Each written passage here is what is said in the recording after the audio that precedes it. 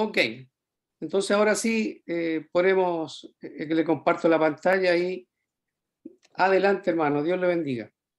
Bueno, hermano, antes de entrar como tal a Zacarías capítulo 14, es importante siempre ubicarnos dentro del contexto del libro que uno, ¿verdad? Pues pretende interpretar. Y no podemos, ese es el último capítulo, Zacarías tiene 14 capítulos, y llegar al capítulo 14 sin colocar el contexto, pues no sería lo propio. Así que permítame hacer poner el contexto de manera tal vez lo más sencillo posible. Por supuesto. Cuando hablamos de Zacarías, estamos hablando de posiblemente un sacerdote eh, que va a ser llamado obviamente al ministerio de la profecía. Es posible que algunos creen que Zacarías haya nacido dentro de Babilonia, debido a que es muy probable que este escrito sea datado, fechado, alrededor del año tal vez 520 antes de Jesucristo, donde ya había salido el primer grupo a la reconstrucción de lo que se va a ser el segundo templo. Eso se da en el año 536, donde el libro de Esdras coloca que el primer grupo sale con Zorobabel y aproximadamente unos 49,000 y tanto, vamos a redondearlo a 50,000 judíos que habían sido preservados en Babilonia, van a salir bajo el edicto de Ciro de Persia. Sí que es importante ubicarnos en este contexto donde tenemos un remanente que, según Jeremías en el capítulo 24, representan aquellos higos buenos que Dios preservaría, que Dios les había dicho de antemano que no debían pelear contra el rey de Babilonia, sino que debían sujetarse, que él los iba a sostener, que estarían allí cautivos por 70 años. Hay dos profecías con relación a 70 que no se deben confundir. Si estamos en Daniel, pues se habla de la verdad del fin de los 70 años de cautiverio de Jeremías en el capítulo 9 de Daniel, y también se habla de la profecía de las 70 semanas, Daniel 9, 24 al 27. Son dos profecías totalmente diferentes. Pero la profecía de los 70 años, ese tiempo de cautiverio, fue profetizado por Jeremías. Jeremías profetiza en el siglo 600 y tanto que Judá, por no haberse arrepentido, pasaría 70 años en Babilonia. Esa profecía queda registrada tanto en el capítulo 25 de Jeremías como en el capítulo 29. Es importante que cuando entonces estamos ubicados en el libro del profeta Zacarías, ya esa profecía de los 70 años de cautiverio se ha cumplido.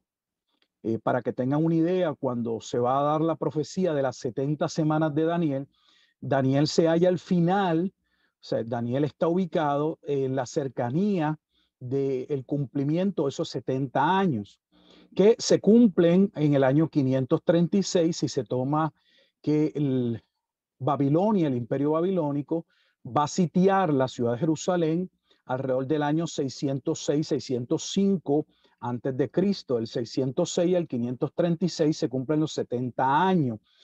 Y Daniel tiene en mente o piensa que una vez se cumplieran aquellos 70 años, Dios obraría de manera tal que el reino le sería restaurado completamente.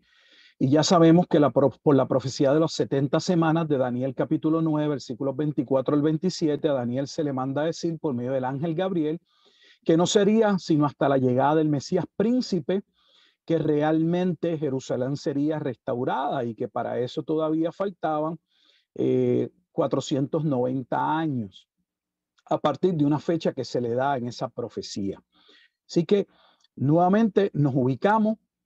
Se ha cumplido la profecía de los 70 años, año 536, Ciro de Persia, tal y como se había profetizado por el profeta Isaías casi 200 años, en Isaías capítulo 44, a inicios del capítulo 45,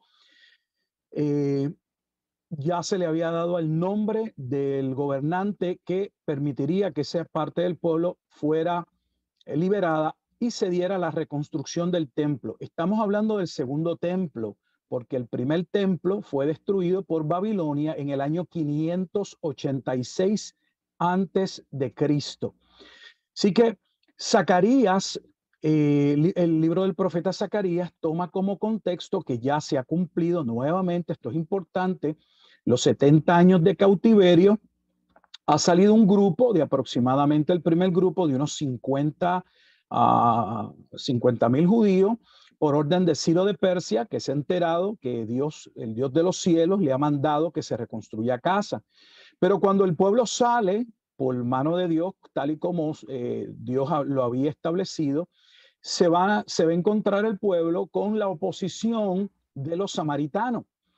Y cuando hablamos de los samaritanos, hablamos de el pueblo de Israel, de las tribus del norte, porque Israel dejó de ser un pueblo unificado desde el año 930 antes de Cristo.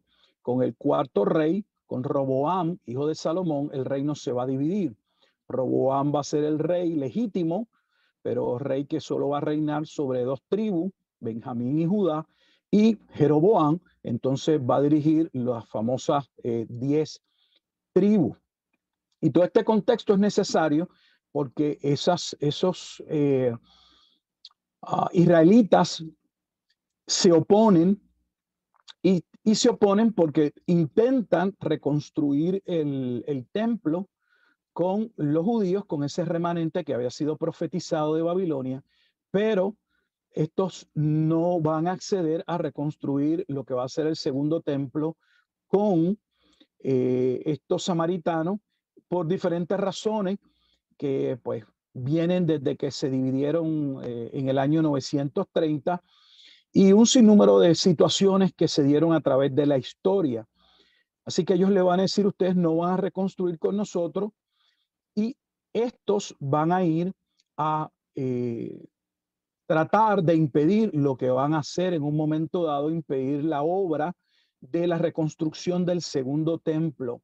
Cuando Zacarías profetiza, está profetizando en un momento dado donde una vez más se han cumplido 70 años, el pueblo ha salido a reconstruir el templo, todo aparentemente, aparentaba bien, Dios había provisto los recursos por medio de Ciro de Persia, pero se encuentran con que la obra va a ser detenida porque nuevamente los israelitas que habían quedado de Samaria, que no fueron totalmente destruidos en el año 722 por el imperio asirio, van a lograr detener la obra por un tiempo. Y Zacarías, como Ageo, que son profetas básicamente contemporáneos, van a ser dos hombres de Dios que Dios va a utilizar para motivar al pueblo, para decirle al pueblo que debían continuar la obra, que debían tener esperanza.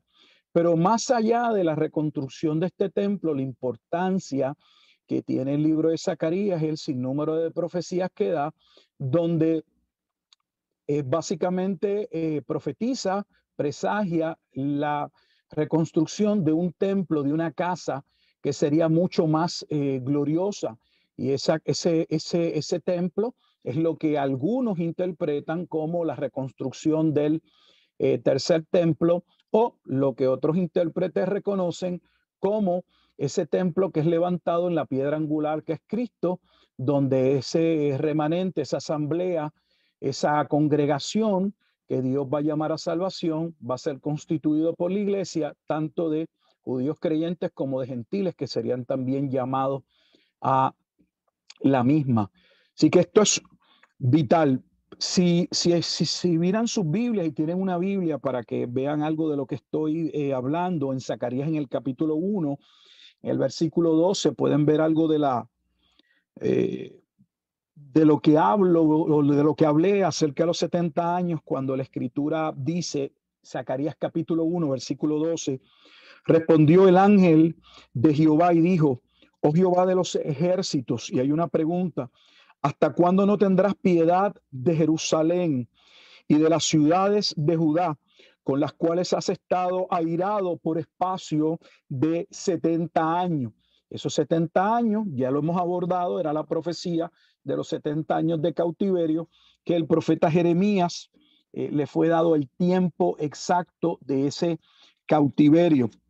Así que ya estamos en el contexto de esta profecía donde Dios va a usar al profeta Zacarías para nuevamente no solo llamar al pueblo a poner manos a la obra y esperar en que Dios habría de proveer, sino también para anunciar la gloria de una casa mucho más gloriosa que aquel templo que ellos comenzaban a reconstruir, y hasta habían en su momento dado llorado porque aquel templo, en términos de la magnificencia, no tenía el esplendor que tenía el templo que había levantado el pueblo en su momento dado en los días de Salomón. ¿Estamos bien hasta aquí? Sí, sí, Sí, gracias al Señor, sí. vamos bien, Muy bien, vamos bien. muy bien. Muy bien. Perdonen que repita mucho, pero es que es importante ese contexto. Así que, teniendo eso en mente, podemos también mencionar, y vamos directamente entonces al capítulo 14, que entiendo que es el capítulo que tiene mayor atención para ustedes, y es el hecho de que aunque estamos ante uno de los profetas menores, nada, estoy seguro que saben, nada de menor porque su profecía tenga, ¿verdad?, alguna limitación o sea un profeta inferior, sino por el contenido o del libro en términos de su extensión. Sin embargo, estamos posiblemente en uno de los profetas menores que es más citado en el Nuevo Testamento. O sea que miren la importancia del libro de Zacarías, porque cuando uno busca todas las referencias o alusiones que uno encuentra en el Nuevo Testamento acerca de este libro, pues lo cataloga, lo coloca básicamente como posiblemente, si no el primero, uno de los profetas menores más citados en el Nuevo Testamento.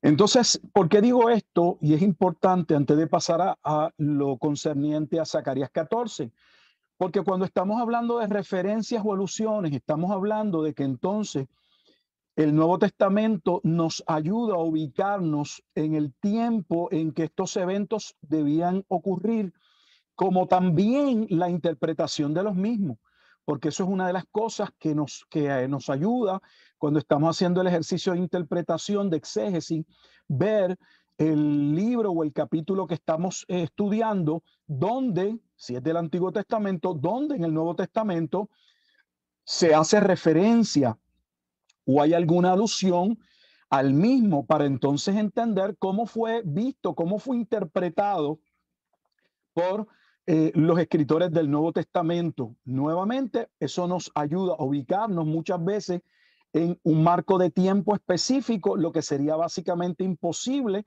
porque alguien puede decir, no, esto es para un futuro, pero si en el Nuevo Testamento podemos probar que lo que se está diciendo está teniendo cumplimiento en el primer siglo, entonces tenemos un problema para querer colocarlo en un futuro. Claro, yo sé que hay escuelas escatológicas que cualquier versículo ellos lo pueden estirar para colocarlo en cualquier parte del tiempo porque siempre juegan con el mismo eslogan o la misma frase de que es profecía de doble cumplimiento, como si cada profecía podría ser atribuida a diferentes lugares. Hay que tener mucho cuidado con estar hablando de profecías de doble cumplimiento. Si la Biblia realmente no lo muestra, hay que tener mucho cuidado. Así que, teniendo eso en mente, entonces tenemos, al menos en el Nuevo Testamento, 4 alusiones a Zacarías capítulo 14. Y esto es importante porque el Nuevo Testamento nos ayuda entonces a ver, no hemos leído el capítulo, pero lo que está ahí en ese capítulo, tenemos cuatro alusiones. Cuando hablamos de alusiones, estamos hablando que no es una cita textual, pero que hay un pasaje que claramente está aludiendo, está señalando parte de lo que fue escrito en el capítulo 14. Y nos referimos a, por ejemplo, Zacarías 14:2, forma parte de Apocalipsis, capítulo 16, los versículos 14 y 16. Estamos también en Zacarías 14:8, que es ubicado tanto en Juan 7:38 como en Apocalipsis capítulo 22, versículos 1 al 2, y Zacarías capítulo 14, el versículo 11, que también aparenta tener una alusión a Apocalipsis 22, 3. Así que tenemos el capítulo 14 en dos versículos que guardan relación con los acontecimientos, al menos el de Juan capítulo 7, a el tiempo en que Jesucristo en su primera venida, y ya el de Apocalipsis 16, dependiendo la interpretación que se le dé, donde se coloque ese capítulo, podría ser como parte del juicio a Jerusalén, como algunos podrían ponerlo como algo postrero. Entendiendo que Apocalipsis 16 es parte del juicio contra la gran ciudad, y esa gran ciudad en Apocalipsis capítulo 11, versículo 8, es claramente identificada como la ciudad donde Jesucristo va a ser crucificado. Estamos hablando de Jerusalén, y esa es la destrucción de Jerusalén que se va a llevar a cabo en el año 70. Así que miren lo que estoy diciendo. Tenemos 4 alusiones, 2 de ellas están colocadas en el primer siglo y 2 de ellas están colocadas en Apocalipsis capítulo 22, donde ya estamos hablando de el periodo posterior al periodo milenial, donde básicamente estamos hablando del estado eternal. Claro, eso nuevamente depende de la posición escatológica, de la interpretación que se le da, pero por lo general, después del capítulo 21 y 22 de Apocalipsis, en términos generales, casi siempre los comentaristas ubican esos capítulos en lo que es el estado eterno. ¿Estamos bien hasta ahí? Sí, sí, Muy Yo hermano. voy bien. Yo Sí. voy bien. Hay otras referencias, por mencionar algunas, que también nos ayudan a ubicar el contexto en el que se desarrolla, por ejemplo, el libro de Zacarías, y voy a mencionar solo algunas. Por ejemplo, se habla de que habría un templo mucho más glorioso y que ese templo sería levantado pues por el Mesías, que sería vendido por 30 monedas de plata. Esa referencia a a la cantidad de dinero que se iba a dar para vender a Jesucristo forma parte de lo que sucede obviamente en la primera venida. Tenemos también, por ejemplo, eh, la profecía de Zacarías 9:9. Vamos a ubicarnos en Zacarías 9:9. Vamos a leer Zacarías 9:9 un momento, para entonces ver cuál es su referencia en el Nuevo Testamento, y aquí nos va a ayudar a colocar el contexto en que se tiene que desarrollar el libro de Zacarías. Dice: alégrate mucho, hija de Sión, da voces de júbilo, hija de Jerusalén, he aquí tu rey vendrá a ti, justo, salvador y humilde, y cabalgando sobre un asno, un pollino, hijo de asna. Si ustedes tienen su Biblia en sus manos, sé que el pastor está colocando, ¿verdad? La cita, pero en nuestra Biblia tenemos por lo general una referencia, ahí la vemos también, y debe haber una referencia a Mateo capítulo 21, lo van a poder observar en el versículo 15. ¿Por qué esto es importante? Porque entonces Zacarías 9:9, que es lo que va a suceder en el futuro cuando llegue el Mesías, está siendo ubicado, escuchen nuevamente, no cuando venga el Mesías en la segunda venida, está siendo ubicado en la primera venida.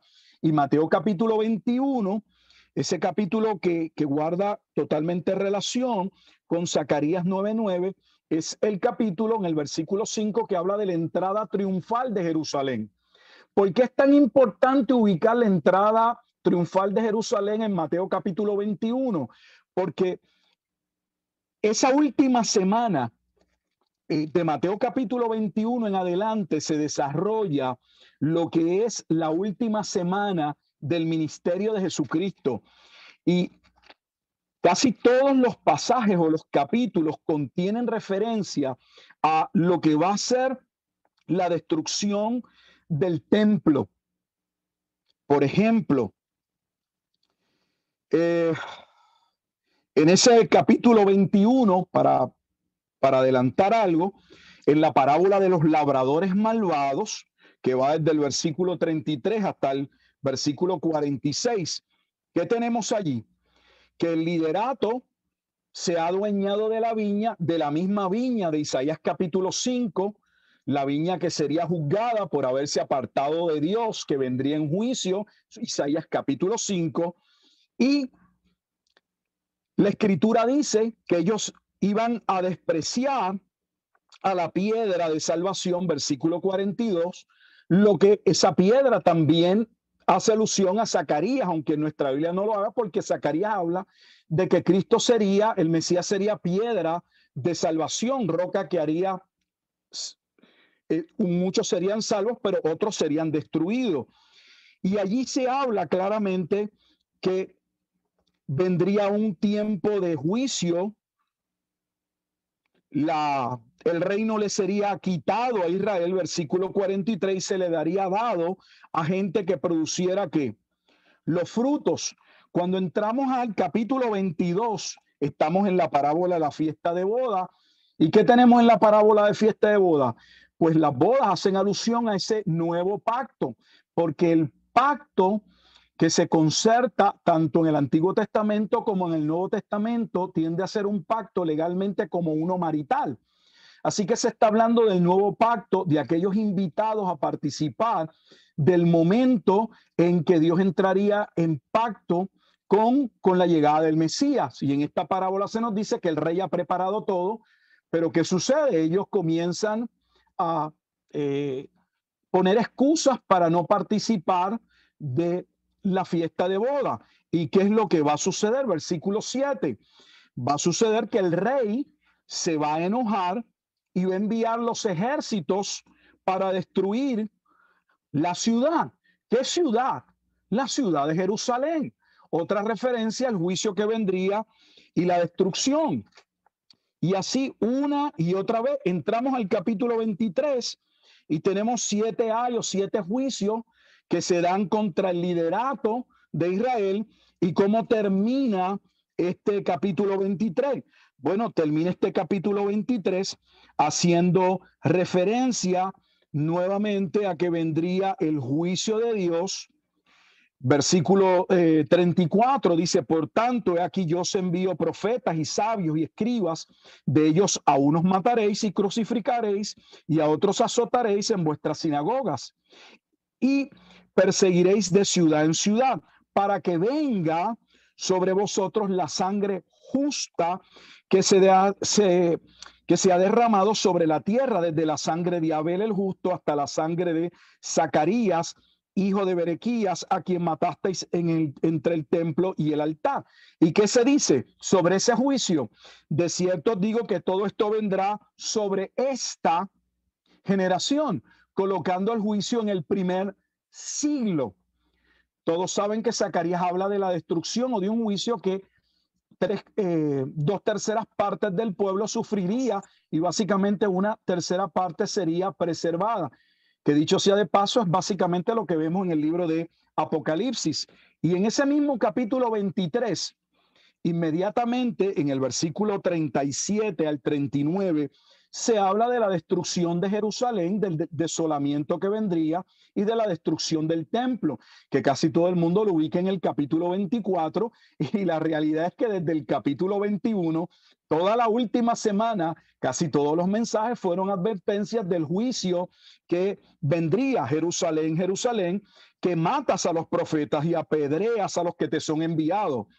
¿Cuántas veces quise juntar a tus hijos como la gallina junta los polluelos debajo de las alas y no quisiste? He aquí vuestra casa os es dejada desierta. La expresión casa para los judíos representa el templo, le llamaban la casa de Dios. Sí que está hablando de la destrucción del templo. Pasamos al capítulo 24 y obviamente tenemos nuevamente lo concerniente a la profecía sobre el monte de los olivos, que dicho sea de paso, el libro de Zacarías anuncia la destrucción sobre el monte de los olivos. No es coincidencia que el libro de Zacarías tenga una profecía que se ubica precisamente en este monte. De hecho, no hay ningún otro lugar en la Escritura donde esa profecía pueda ser ubicada. Solo en el Nuevo Testamento aparece la profecía que se da sobre el monte de los olivos. Creo que eso también es importante. Lo concerniente a la piedra estaba en Zacarías 10, versículo 4, esa piedra que sobre la cual sería salvo el remanente, y así sucesivamente. Hasta aquí lo que estamos viendo es que las referencias o alusiones que son presentados del libro de Zacarías en el Nuevo Testamento ubican lo concerniente a la destrucción del templo. Por ejemplo, tenemos dos alusiones o citas a Zacarías en el capítulo 12 ahora. Por ejemplo, en el 12:3 tenemos dos ocasiones que es aludido en el Nuevo Testamento. En Mateo 21:44, que es la parábola de los labradores, y lo concerniente a ello está en Lucas 20:18. O sea que cuando estuvimos en la parábola de los labradores malvados, hay una referencia en esa parábola a Zacarías capítulo 12, versículo 3. En Zacarías 12, versículo 3, no se menciona, solo hay una destrucción, un juicio. Y ese juicio, nuevamente, que muchos lo colocan en un futuro, básicamente en la última semana de Daniel, que es donde ellos ubican el tiempo de la tribulación antes de la segunda venida. Estamos viendo que los pasajes del Nuevo Testamento donde se alude o se cita, se hace referencia, debo decir, a Zacarías, lo ubican, número uno, en la primera venida de Jesucristo, siendo él el Mesías que entra como un rey. Ok, déjame abrir mi Biblia. Este pasaje es en extremo importante, Zacarías 12:10. Voy a leerlo. Dice: y derramaré sobre la casa de David y sobre los moradores de Jerusalén espíritu de gracia y de oración, y mirarán a mí, a quien traspasaron, y llorarán como se llora por hijo unigénito, afligiéndose por él como quien se aflige por el primogénito. O sea que Zacarías capítulo 12 presagia, muestra de antemano también que aquel Mesías moriría. ¿Y dónde está ubicado el cumplimiento de esta profecía? Obviamente no se puede colocar en la segunda venida de Jesucristo. Tenemos dos referencias, en cualquier Biblia se puede ver, a Juan. Una Juan capítulo 19, versículo 37 y un Apocalipsis capítulo 1, versículo 7. Ambos son sumamente importantes. Pero si vamos a a Juan capítulo 19, versículo 37, ustedes podrán ver allí que allí se coloca el cumplimiento de lo referente a la muerte del Mesías en la cruz. O sea que Zacarías capítulo 12, versículo 10, el Nuevo Testamento claramente está colocando lo que Zacarías está profetizando en la muerte de Jesús. ¿Dónde lo ubica? Observen que no se trata dónde lo queremos ubicar nosotros, dónde la Escritura, usando el principio de analogía de fe, donde permitimos que la Escritura interprete la Escritura y no poniéndole nosotros nuestra suposición, nuestra teoría, nuestra, no sé, escatología preconcebida. El Nuevo Testamento lo coloca una vez más cumpliéndose en la muerte de Jesús. ¿Y por qué Apocalipsis es vital? Porque entonces cuando vamos a Apocalipsis, en el capítulo 1, en el versículo 7, vamos entonces a ver el cumplimiento nuevamente de lo concerniente a Zacarías capítulo 12, versículo 10, pero ahora colocado en juicio. ¿Por qué en juicio? Porque ya hemos visto o dijimos que el capítulo en Mateo, desde el capítulo 21, se empieza a mencionar que vendría juicio sobre Jerusalén porque el pueblo se había apartado de Dios, porque habían dado muerte a aquellos que le fueron enviados, como claramente se puede constatar en Mateo capítulo 23, y que aquel juicio caería sobre aquella generación. ¿Y cuál es la generación que vería el juicio o sobre qué ciudad?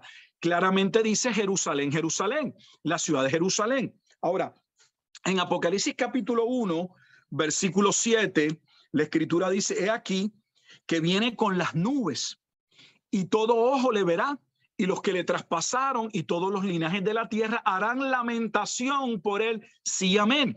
Así que aquí se habla de la lamentación como de primogénito que estipulaba Zacarías capítulo 12, versículo 10, y forma parte de la narración que va a dar paso al juicio contra la gran ciudad. Ahora bien, ese versículo 7, en ese versículo 7 hay dos referencias.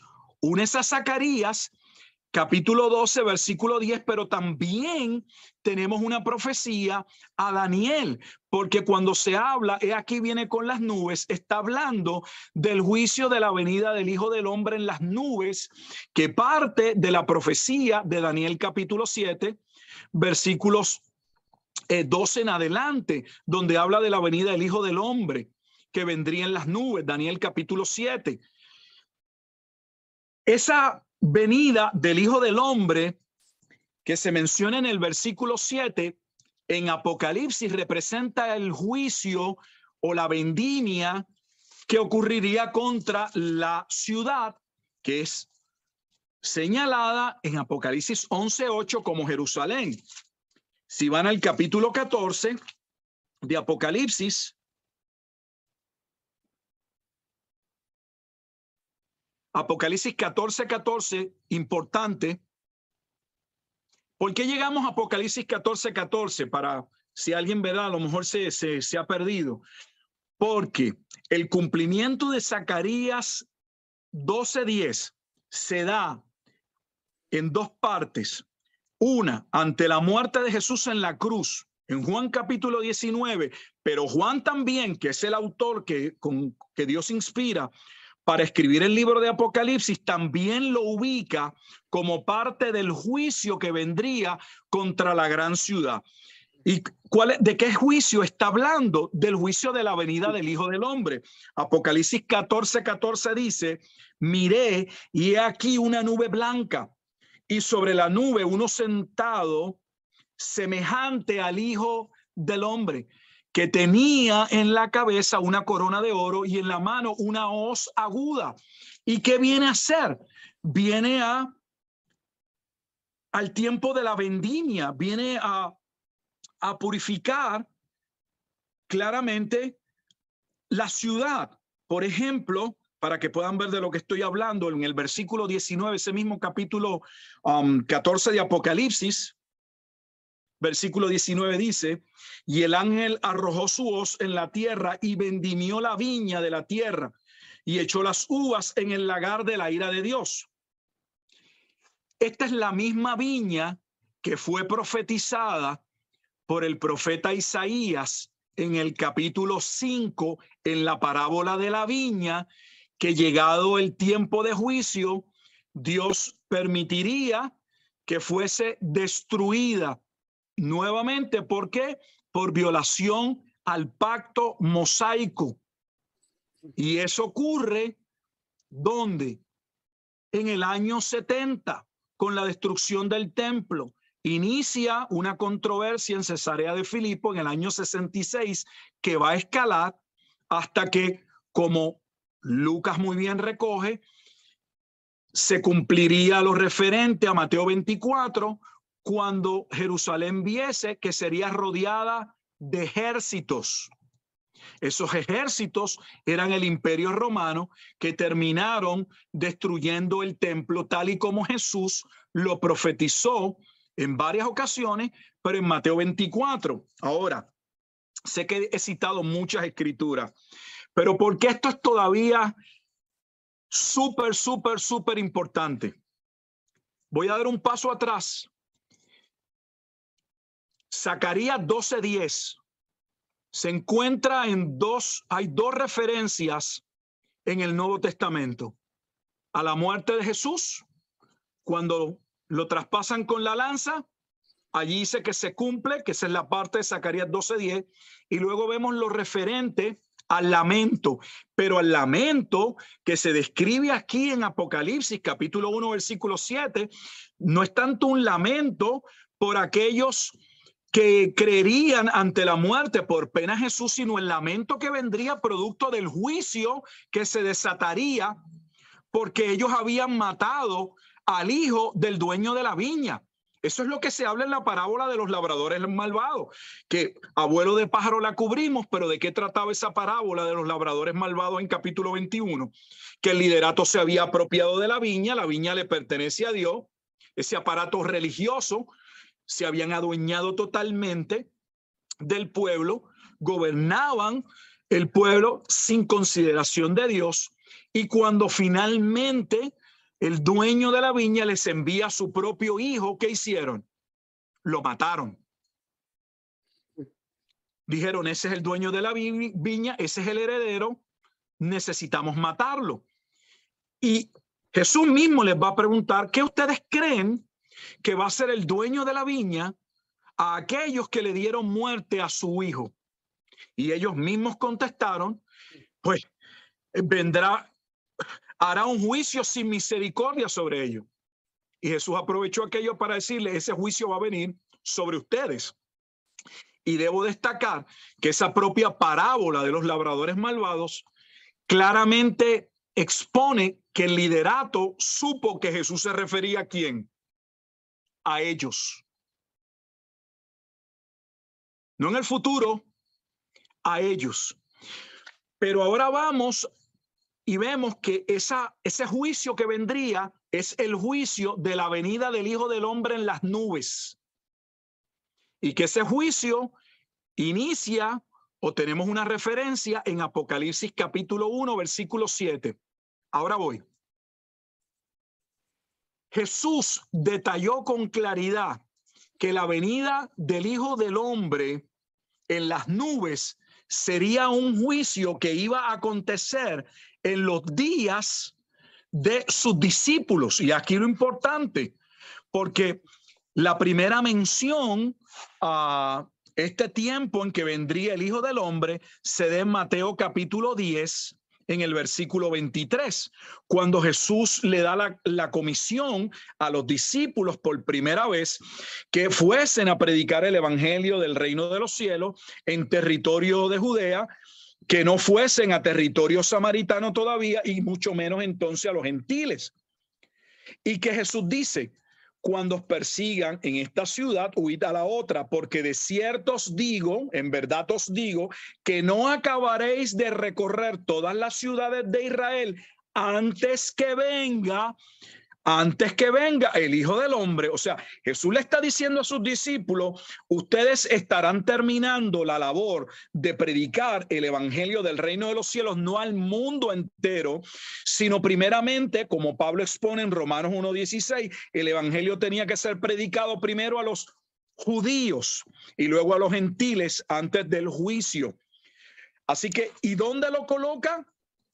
Dice que ellos estarían terminando de recorrer todas las ciudades y verían la venida del Hijo del Hombre. Posteriormente, vamos a Mateo, al capítulo 16, y vamos a los versículos 27 y 28, y ubican nuevamente el juicio o la venida del Hijo del Hombre y lo van a colocar durante la vida de los apóstoles, lo que imposibilita que podamos decir que esto va a ser en la segunda venida.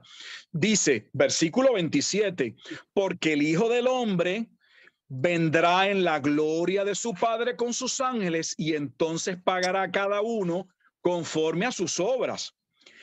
Y alguien dice, bueno, pero ahí no dice que es en el primer siglo. El versículo 28 ahora lo va a afirmar, porque mire lo que dice. De cierto os digo que hay algunos de los que están aquí y los que están allí son solo sus discípulos, porque Jesús se había apartado al área de Cesarea de Filipo antes de su muerte para asegurarse y compartir con sus discípulos sobre quienes creían, quienes ellos pensaban en ese punto que era él, si ellos entendían que él era el Hijo del Hombre y que él era el Cristo, la afirmación que va a hacer Pedro. Por eso lo importante de Mateo capítulo 16, versículo 18, en la afirmación de Pedro, y dice: de cierto digo que hay algunos de los que están aquí que no gustarán la muerte hasta que hayan visto al Hijo del Hombre viniendo en su reino. O sea que una vez más Jesús se está dirigiendo a sus discípulos y le está diciendo a sus discípulos que ellos verían la venida del Hijo del Hombre. Les voy a decir más, y solo por adelantar, porque el tiempo corre. Voy a adelantar hasta el capítulo 26 de Mateo. Vayan conmigo a Mateo 26. Y en Mateo capítulo 26, versículo 64.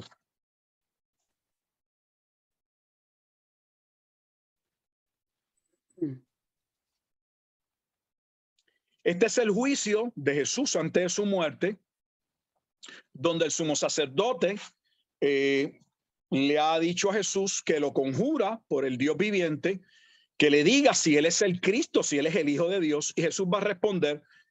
Observen, en el versículo 64, Jesús le dijo al sumo sacerdote: el sumo sacerdote no está solo, está siendo enjuiciado de ese alto liderato.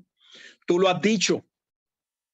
Y además os digo, no solamente hay un reconocimiento de que él es el Cristo, el ungido o el Mesías, son sinónimos, que a la vez es el Hijo de Dios, es importante. No era un mero hombre, era el Hijo de Dios. Dice, tú lo has dicho, y además os digo que desde ahora veréis al Hijo del Hombre sentado a la diestra del poder de Dios y viniendo en las nubes del cielo. Muchas personas obvian, sea por desconocimiento, ignorancia o porque no cuadra con su visión escatológica, lo que dice el versículo 65. Entonces el sumo sacerdote rasgó sus vestiduras diciendo: ha blasfemado. ¿Por qué el sumo sacerdote rasga sus vestiduras? Porque hay un reconocimiento claro, en efecto, de que Jesús ha dicho que es el Cristo, el Hijo de Dios, y que no solo ello, ha hecho una referencia a que él vendría en las nubes para hacer juicio. El sumo sacerdote sabía que Jesús se estaba refiriendo ¿a qué? A Daniel capítulo 7, donde se habla de ese juicio cuando el Hijo del Hombre subiese al trono de Dios y se sentase a la derecha de Dios para posteriormente hacer juicio. ¿Dónde ubica el Nuevo Testamento que el Hijo del Hombre se sienta a la derecha de Dios para hacer juicio? El primer sermón de Pedro en Hechos capítulo 2, no es necesario que lo busquen, pero si gustan buscarlo, en Hechos capítulo 2, Pedro mismo coloca el cumplimiento en la ascensión de Jesucristo. En otras palabras, que cuando Jesucristo asciende a los cielos, él se sienta en el trono de Dios y cumple la profecía más importante mesiánica, el salmo mesiánico más importante, que es el Salmo 110.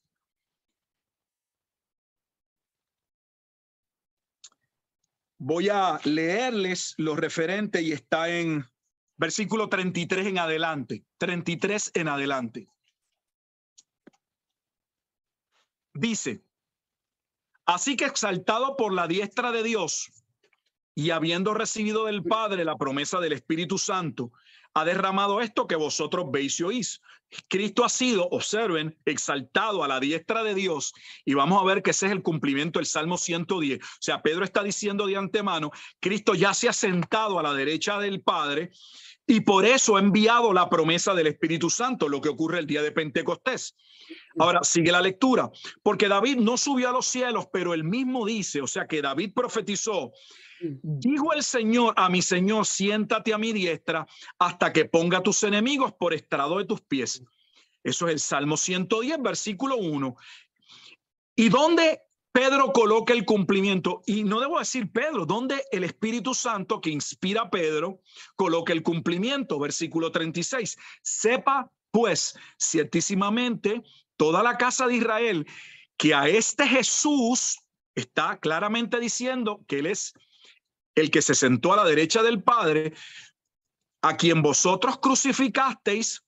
Zacarías 12:10, Dios le ha hecho Señor y Cristo. O sea, Pedro nos dice que Jesús se sentó a la derecha del Padre en su ascensión. Lo que es de vital importancia, porque entonces nos está diciendo que cuando Daniel habla del Hijo del Hombre en las nubes, si ustedes lo leen, dice que él sube al Padre, no lo coloca bajando. Los dispensacionalistas lo colocan como si fuese él bajando para que se vea como que es Jesús regresando en la segunda venida de Jesucristo para traer el juicio. Pero eso no es lo que dice. Vamos a Daniel capítulo 7 para que puedan corroborarlo brevemente. Daniel capítulo 7.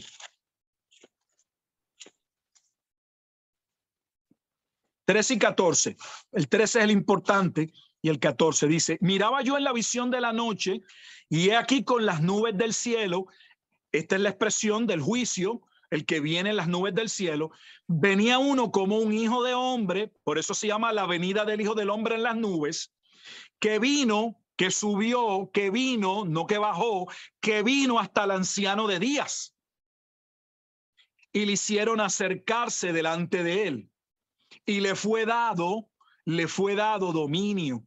Por eso es que entonces Pedro está estableciendo que Jesús es el Hijo del Hombre, que él ha cumplido el Salmo 110, que Jesús ya está sentado, que ha sido exaltado.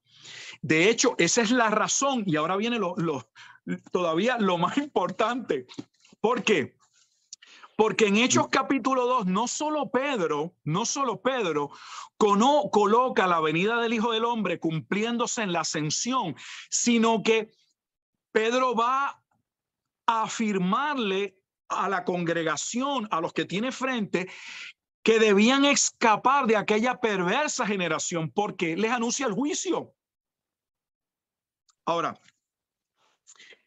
recuerdan que fuimos en un momento dado a Mateo capítulo 26, versículos 63, 64, para ver el juicio de Jesús y cómo Jesús le dijo al sumo sacerdote que él vería el juicio de la venida del Hijo del Hombre.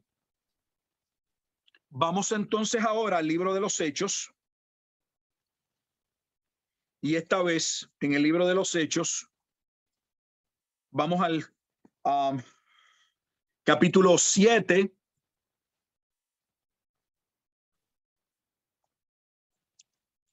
Y en el capítulo 7, versículo 55, para adelantar un poco, esta es la muerte de Esteban, el primer mártir. ¿Qué vamos a ver aquí? Y no le digo esto para ponerle la idea en su mente.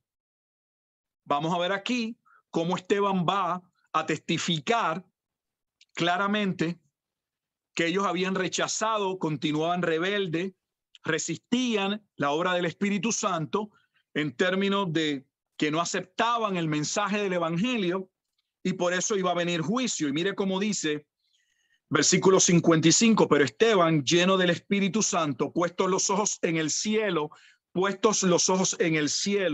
vio la gloria de Dios y a Jesús que estaba,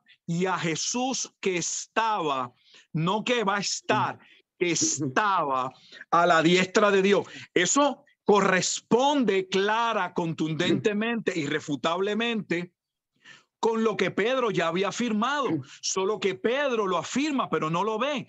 Pero Esteban, antes de morir, va a tener la dicha de ver una visión donde va a ver a Jesús sentado a la diestra de Dios. Versículo 57, entonces ellos, dando grandes voces, se taparon los oídos y arremetieron a una contra él. Ustedes dirán, ¿por qué esto es importante? ¿Por qué el pastor nos lleva aquí? Porque Jesús anunció que ellos conocerían, que ellos iban a participar de la venida del Hijo del Hombre, y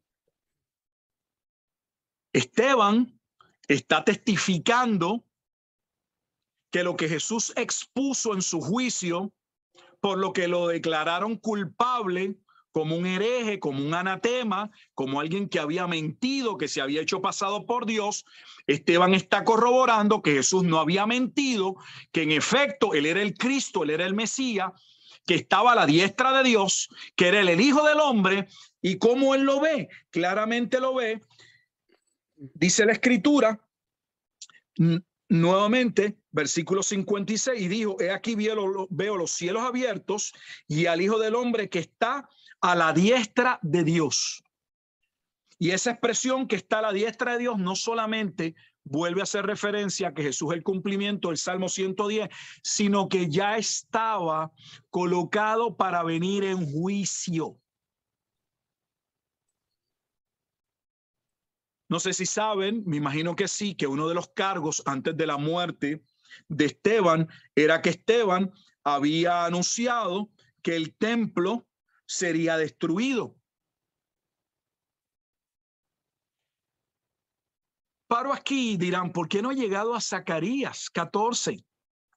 Porque es necesario primero todo el bagaje histórico de cómo se desarrolla el pasaje y ver dónde el Nuevo Testamento coloca las referencias, con qué las asocia, con qué juicios, porque hay ocasiones donde nosotros no sabemos a ciencia cierta la interpretación de algo, donde o no tenemos idea, pero en exégesis o en hermenéutica nosotros no partimos de lo que no sabemos, partimos de lo que sabemos.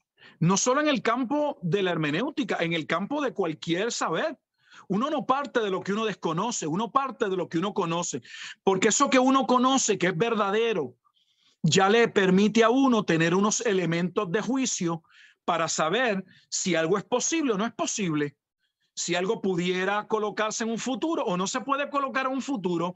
Yo les he mostrado que Zacarías 12:10 habla del juicio que vendría cuando el Hijo del Hombre se manifestase en las nubes, que Apocalipsis 14:14 dice que era el tiempo de la vendimia, de la viña, y esa viña es la misma viña de los labradores malvados, que es la misma viña de Isaías capítulo 5, y Jesús delimitó, colocó el tiempo de la destrucción de ese juicio en el primer siglo.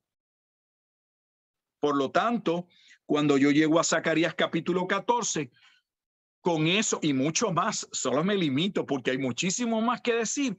Ya nosotros sabemos que el juicio que está hablando aquí es el juicio contra Jerusalén. De hecho, así inicia Zacarías 14:1. Zacarías 14:1 en adelante. He aquí, el día de Jehová viene, y en medio de ti serán repartidos tus despojos, porque yo reuniré a todas las naciones para combatir contra Jerusalén. Aquí mucha gente se confunde porque piensa que todas las naciones que se reúnen para combatir es una referencia a Apocalipsis capítulo 20, a lo que sucede luego del periodo milenial. En Apocalipsis hay dos juicios y es lamentable que no se puedan distinguir, porque claramente Apocalipsis establece que hay un periodo llamado el periodo milenial que los separa. Y claramente se establece en el primer juicio, en el juicio contra la gran ciudad, que no es un juicio universal. ¿Cómo yo sé que no es un juicio universal? Porque alguien podría estar diciendo, pastor, ¿por qué usted afirma que el juicio de la gran ramera que se ubica en Apocalipsis capítulo 17, que el último versículo dice que esa mujer representa una ciudad, la misma ciudad que en el capítulo 11, versículo 8 dice donde Jesús fue crucificado, y eso no fue Roma, fue Jerusalén, porque en el capítulo 18 de Apocalipsis, cuando habla de los que establecían relaciones comerciales con esa ciudad, estaban como en el capítulo 8, lamentándose porque ya no iban a poder hacer ¿qué? Negocios. Le pregunto si era el final del mundo. ¿Cómo están lamentándose solo por perder una ciudad donde no van a poder ahora hacer negocio? Ellos no están pasando por juicio. Los mercaderes de Apocalipsis capítulo 18, ellos no están pasando por juicio. Ellos se están lamentando porque no pueden establecer una relación ya de negocio con la ciudad. Ellos hablan del juicio contra la ciudad, o sea, pero ellos no son parte de ese juicio. Por ejemplo, en Apocalipsis 18, por mencionar algunos, dice versículo 11, y los mercaderes de la tierra lloran y hacen lamentación sobre ella, y ella es la ciudad, porque ninguno compra más sus mercaderías. Le pregunto, si eso es el fin del mundo, ¿estarían lamentándose porque no van a poder hacer negocio? No, pues si es el fin del mundo. Pero ellos se lamentan por lo que sucede en la ciudad. Por ejemplo, dice, versículo 17, porque en una hora ha sido consumidas tantas riquezas, y todo piloto y todos los que viajan en naves y marineros y todos los que trabajan en el mar se pararon lejos. O sea, ellos están mirando desde el mar el fuego, la destrucción de la ciudad, dice, y viendo el humo, versículo 18, de su incendio, del incendio de la ciudad, no del incendio. Sus casas no estaban incendiadas. Estos mercaderes estaban fuera de Jerusalén y ellos no están atravesando un juicio. ¿Cómo entonces esto puede ser el juicio final? Es imposible. Pero ¿cuál es el problema? Que algunos ubican lo concerniente a lo que corresponde a la segunda venida de Jesucristo en el capítulo 20, cuando dice, desde el versículo 7, cuando los 1000 años se cumplan, Satanás será suelto de su prisión y saldrá a engañar a las naciones que están a los 4 ángulos de la tierra, a Gog y a Magog, a fin de reunirlos para la batalla, el número de los cuales como la arena del mar. Y subieron sobre la anchura de la tierra y rodearon el campamento de los santos y la ciudad amada. Ellos entienden que esa ciudad amada es la misma ciudad. Falso. En Apocalipsis hay 2 antítesis, hay 2 mujeres, hay una prostituta y hay una novia, y no es obvio que no representan la misma persona. Y cada mujer representa una ciudad. La prostituta representa la ciudad impía, perversa, caída, adúltera de Jerusalén, mientras que la nueva esposa con la que Jesús consuma el pacto marital, observen dónde se da las bodas del Cordero. Las bodas del Cordero se dan en el capítulo 19 de Apocalipsis. Usted no va a ver nada referente a las bodas del Cordero antes de Apocalipsis capítulo 19. No lo va a ver en Apocalipsis. De hecho, el capítulo 19 está ligado no solo a la consumación del nuevo pacto establecido o en la metáfora o la alegoría del pacto marital, como también se ve la gran cena, que es la parte del juicio contra la ciudad. O sea que en el momento en que Cristo entra en pacto o consume el nuevo pacto completamente, a la vez es el tiempo en el que viene en juicio, destrucción de esta gran ciudad. Pero se confunden, muchos confunden o unen lo referente a estas naciones que vienen contra la ciudad amada. Esta ciudad amada representa a los santos, al verdadero pueblo de Dios, a la iglesia. De hecho, no solamente están separadas por un periodo llamado el milenio, sea que ustedes lo quieran catalogar de 1000 años exactos o sea una referencia a un periodo largo. La realidad es que está separado por el milenio, el capítulo 19 del 20. Y no solo ello, sino que los propósitos son diferentes. ¿Por qué? Porque en el juicio contra la ramera o la gran ciudad, como se le llama, la ciudad es destruida. Pero en el capítulo 20, la ciudad no es destruida. ¿Qué es lo que sucede? Cuando el diablo logra concertar una confederación de naciones contra la iglesia, la escritura claramente dice en el versículo 9, y subieron sobre la anchura nuevamente de la tierra, rodearon el campamento de los santos y la ciudad amada, y de Dios descendió fuego del cielo y los consumió. ¿A quiénes consumió? A las naciones que iban a atentar contra la iglesia. En otras palabras, que tenemos una ciudad destruida y tenemos una ciudad protegida. ¿Cómo pueden darse los dos eventos a la vez? Representan la misma ciudad. Dios le llama prostituta y a la vez la esposa. La destruye y a la vez la salva. No, son dos juicios diferentes. Y Zacarías, cuando inicia en el capítulo 14, va a hablar de ese juicio que vendría sobre la ciudad de Jerusalén, cuando afirma, versículo 2, porque yo reuniré a todas las naciones para combatir contra Jerusalén.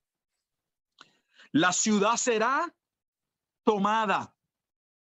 Por eso es que Lucas afirmó, cuando veáis a Jerusalén rodeada de ejércitos, sabed que vuestra redención ha llegado. De hecho, no solamente eso, sino que Lucas dice que aquello era tiempo de retribución, o sea, de castigo sobre el pueblo por sus pecados.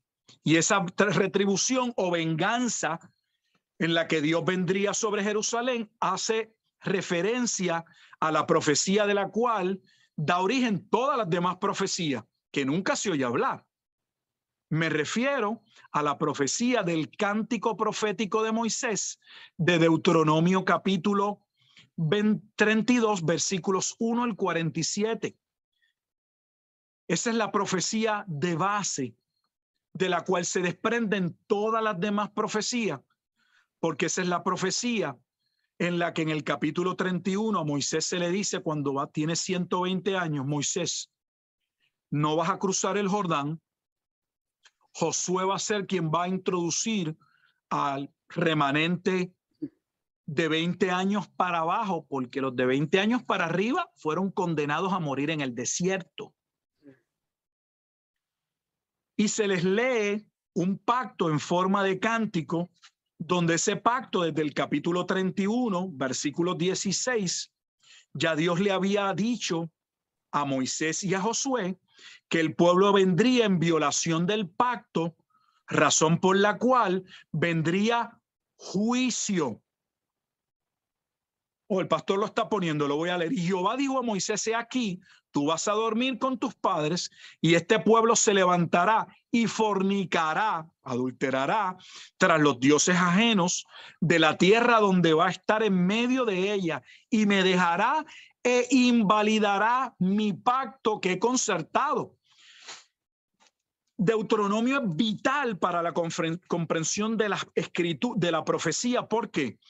Porque no puede haber invalidación del pacto, no se puede dar el fin del antiguo pacto y hablar del nuevo pacto sin que el antiguo pacto trajese los juicios o las maldiciones descritos Posiblemente en el pasaje más claro, el capítulo de Deuteronomio 28 o el Levítico capítulo 16. Dios claramente había establecido los juicios y las maldiciones por obediencia o desobediencia al pacto. Y el versículo 16 claramente dice que ellos violarían el pacto. No solo dice en el 16, si puede adelantar al versículo 20, va a ver que vuelve y dice que ellos iban a violar el pacto.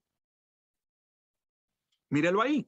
Porque yo les introduciré en la tierra que juré a sus padres, la cual fluye leche y miel, y comerán y se saciarán y engordarán y se volverán a dioses ajenos y les servirán y me enojarán e invalidarán mi pacto. ¿Cuándo iba a suceder eso? Versículo 29 de ese mismo capítulo. ¿Sabía usted que la frase los postreros días, que hay muchos que andan inventando cuándo son los postreros días, el origen de esa profecía está en el capítulo 32 de Deuteronomio, versículo 29? Mire lo que hay. Moisés manda por parte de Dios congregar a todo el pueblo, ancianos, a todos. Voy a leer solo el 29, dice, pero porque yo sé que después de mi muerte ciertamente os corromperéis y os apartaréis del camino que os he mandado, y que os ha de venir futuro, que os ha de venir en un futuro mal. ¿Cuándo? En los postreros días. Expresión que se usa en innumerables pasajes. Los postreros tiempos, los postreros días, hay diferentes expresiones y son colocados en el Nuevo Testamento. De hecho, el pasaje más claro es Hebreos 1:1 y 2. El versículo 2, Dios habiendo hablado muchas veces, de muchas maneras, a los padres por los profetas, en los postreros tiempos nos ha hablado por su Hijo. En los postreros tiempos nos ha hablado por su Hijo. Él no coloca los postreros días como algo futuro, sino como los postreros días, como el tiempo de la venida del Hijo del Hombre. ¿Por qué? Porque esto es consistente con el libro de Hebreo. ¿Cuál es la temática principal del libro de Hebreo? Decirle a los judíos que estaban retornándose atrás, como en la epístola a los Gálatas, que no había ninguna razón para dar un paso atrás, porque Jesús era el cumplimiento de todas las profecías, porque él era fiador de un nuevo pacto. Eso está desde Hebreos capítulo 7 hasta el capítulo 13, donde ya no había división, porque el velo del templo había sido rasgado y ahora tenían acceso con confianza al trono de la gracia. Entonces, los postreros días, ¿dónde están ubicados según la Escritura? No lo que nos dicen algunos comentaristas o el pastor favorito. La Escritura coloca los postreros días como los días en que Jesús consuma el nuevo pacto. Entonces, ¿de qué trata el capítulo 14? De esa ciudad que sería tomada, estamos leyendo en el versículo 12, y serán saqueadas las casas y violadas sus mujeres. Le pregunto, no tiene que ir allá, pero no estuvimos en Apocalipsis capítulo 20 y no nos dice que cuando hay una confederación de naciones, que luego que el diablo es suelto después del periodo del milenial, confabula a estas naciones, las engaña para atacar ¿a quién? A la santa ciudad. Pero no se lo permite. ¿Por qué? Porque desciende fuego y consume a estos. De hecho, no sé si saben, pero ese es el versículo que se utiliza para decir que es la segunda venida de Jesucristo. Porque en Apocalipsis no se habla, el tema no es la segunda venida de Jesucristo. El tema es el cumplimiento de la profecía de la venida del Hijo del Hombre. Dicho sea de paso, y se los pongo como tarea para que lo busquen, en Apocalipsis no existe en griego, lo pueden buscar del capítulo 1 al 22 y todavía estoy retando a alguien que me pueda probar lo contrario, que la palabra que todo el tiempo escuchamos, que es la palabra que define la segunda venida de Jesucristo, como si ese fuera el único significado, que no lo es. Parusía, la palabra parusía no aparece en Apocalipsis. No existe la palabra parusía en Apocalipsis.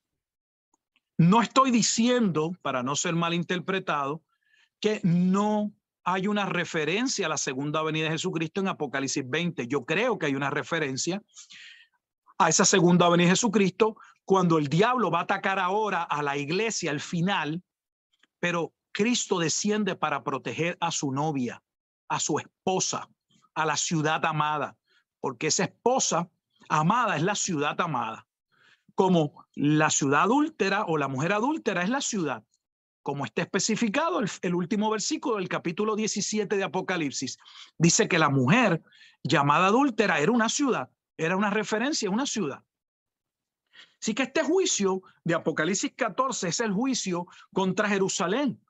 De hecho, el versículo 2, y solo estamos en el 2, de este es el pasaje donde Jesús le va a decir a las mujeres cuando están llorando mientras él va hacia la cruz. Dice: mujeres de Jerusalén, no lloren por mí. Este es el pasaje del cual Jesús en Mateo 24 dice: ay de las que estén embarazadas. Si ustedes quieren ver lo que le pasó a las mujeres embarazadas, solo tienen que leer Las guerras de los judíos de Flavio Josefo. Y si no pueden leerse completo Las guerras de los judíos, tienen un buen resumen en Josefo, Las obras esenciales, de Editorial Vida, en labios está en español, del historiador cristiano Paul Meyer. Ahí tienen un buen resumen. Es un libro un poco gordo, pero ese libro está dividido en dos partes. Resume primero Antigüedades de los judíos, otro libro importante del historiador judío Flavio Josefo, y en la parte final entonces discute o hace un buen resumen de los puntos más sobresalientes sobre las guerras de los judíos, donde se detalla cómo los soldados romanos abrían los vientres de las mujeres, sacaban los bebés y los restrellaban contra las murallas. O sea, no estamos hablando de cosas especulativas, estamos hablando de cosas que pueden ser constatadas. De hecho, si este fuera el fin del mundo, no cuadra, porque dice: la mitad de la ciudad irá en cautiverio. Y le pregunto, ¿cómo la ciudad va a ir en cautiverio si es el fin del mundo? ¿O es que cuando Cristo venga en la segunda venida hay una parte de Israel que va en cautiverio? No leemos con atención. Muchas veces lo que estamos escuchando son especulaciones. El pasaje no cuadra con el escenario de la segunda venida de Jesucristo, pero cuadra totalmente con aquellos que no murieron durante la guerra romana judía, que termina con la destrucción del templo en el 70, que no fue el final del asedio, porque posteriormente está la rebelión de Bar Kokhba en el año 134, donde finalmente Roma le va a decir a los judíos: de aquí se van, ya no los quiere. Pero lo referente a la profecía de Mateo 24 con relación al templo se cumple. Entonces Zacarías no puede ser ubicado en otro lugar. De hecho, por último, porque no puedo ir versículo por versículo, si quieren en otro momento, pienso que todo este contexto es más importante para luego tal vez uno poder ir por versículos específicos. Voy a ir al último pasaje, al último versículo del capítulo 14. Pastor, si puede ir al último versículo. Si comenzamos con la destrucción, mire cómo termina la profecía de Zacarías. Y toda olla, preste atención, y toda olla en Jerusalén y Judá será consagrada a Jehová de los ejércitos. Y todos los que sacrifiquen vendrán y tomarán de ellas y cocerán en ellas, y no habrá en aquel día más mercader de la casa de Jehová, en la casa de Jehová de los ejércitos. Déjeme decirle algunas cosas en extremo importantes sobre ese pasaje. En primer lugar, tenemos en Juan, porque es Juan el del libro de Apocalipsis, pero especialmente en el Evangelio, No sé si ustedes sabían que nosotros medimos o sabemos aproximadamente el tiempo del ministerio de Jesús. Una de las razones es por el Evangelio de Juan, porque el Evangelio de Juan consagra, coloca a Jesús en 2 ocasiones limpiando el templo al principio de su ministerio y al final de su ministerio. Y a veces tomamos eso solo como un pasaje de que, mira, habían hecho negocios, que ciertamente habían hecho negocios, como se está viendo en el versículo 21, porque los sumos sacerdotes habían cogido el ala que era para los gentiles y la habían llenado de negocios para enriquecerse, donde básicamente les servía de impedimento a los gentiles piadosos que querían llevar a cabo algún sacrificio o acercarse, porque toda aquella área estaban establecidas en comercio.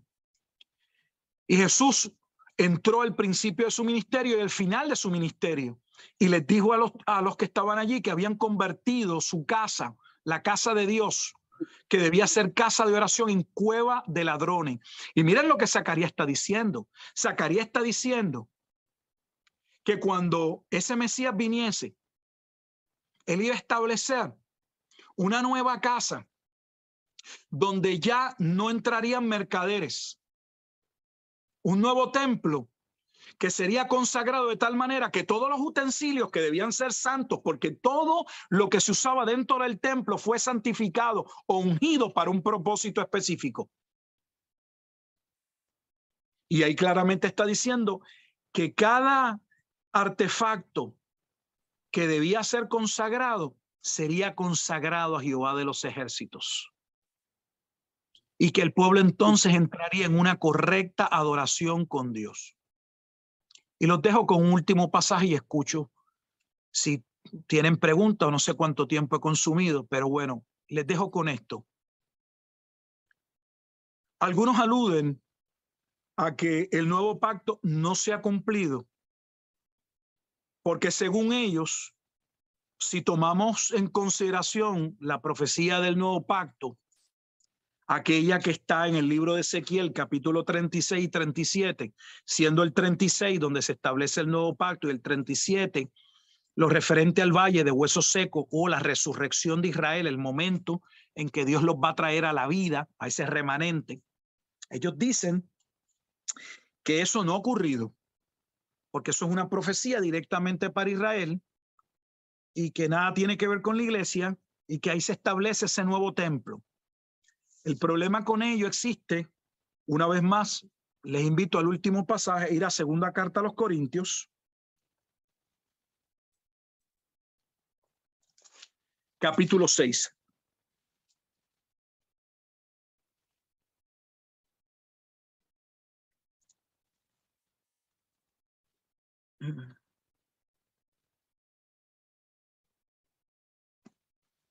Versículo 16.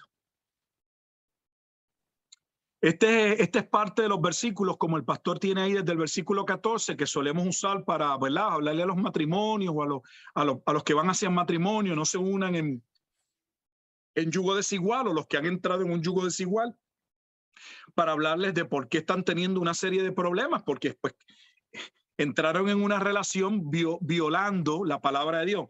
Pero esto va mucho más allá de ello. El versículo 16 dice, hay una pregunta que inicia, ¿y qué acuerdo hay entre el templo de Dios y los ídolos? Entre el templo de Dios y los ídolos. Porque vosotros, Pablo hablándole a los creyentes en la ciudad de Corinto, porque vosotros sois templo del Dios viviente. ¿Qué templo eran ellos? Y dice, como Dios dijo, ahora va a decir ¿a qué se refiere Pablo con que ellos eran el templo de Dios? Y digo Pablo porque era el escritor, pero este es Dios. Y dice, habitaré y andaré entre ellos y seré su Dios y ellos me serán ¿qué? Ellos serán mi pueblo. Y miren a ver si eso no tiene una referencia a que lo que Pablo está aludiendo es a Ezequiel 37, 27.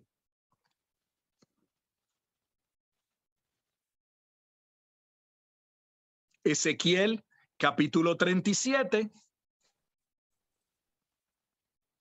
versículo 27, lo pueden ver en cualquier Biblia, no hay que tener una Biblia de estudio. Pues aquí hay un problema para muchos, porque el templo que llevan anunciando hace 2000 años que van a construir, el Nuevo Testamento afirma que ese templo son los creyentes.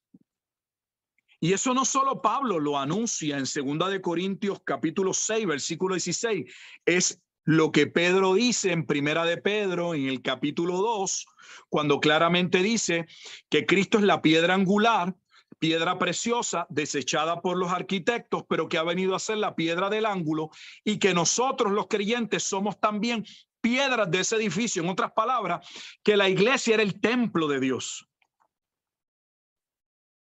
Lamentablemente, ese templo que algunos esperan que tiene que ser construido físicamente, el Nuevo Testamento dice que ese nuevo Israel y ese nuevo templo se constituye en la obra de Cristo y representa a la nueva asamblea o la congregación de los santos, llamada en la traducción que tenemos como la iglesia. Que no voy a entrar en detalles, pero me parece que es una errónea traducción. Porque por eso no sé, y no quiero especular, de que alguien le haya puesto la iglesia. Estamos tan acostumbrados que alguien puede decir, el pastor Rufá, cuidado, que está tendiendo a ser un hereje. No, la palabra eclesia no es iglesia. La palabra eclesia, que traducimos en nuestra Reina Valera como iglesia, es la palabra griega que fue utilizada en la versión Septuaginta, en la traducción del Antiguo Testamento, para traducir o hacer una referencia a la asamblea de Dios o a la congregación de Dios. Y si la traducimos de esa manera, que Biblias antiguas extendrían esa palabra, la congregación a la asamblea, entonces no estamos hablando de una nueva institución o de un nuevo organismo, sino de aquel remanente profetizado, aquella asamblea o congregación que sería salvo en los días de Jesucristo.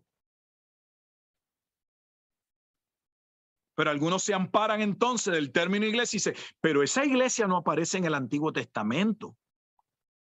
Así que es un nuevo grupo, es una nueva identidad. Falso.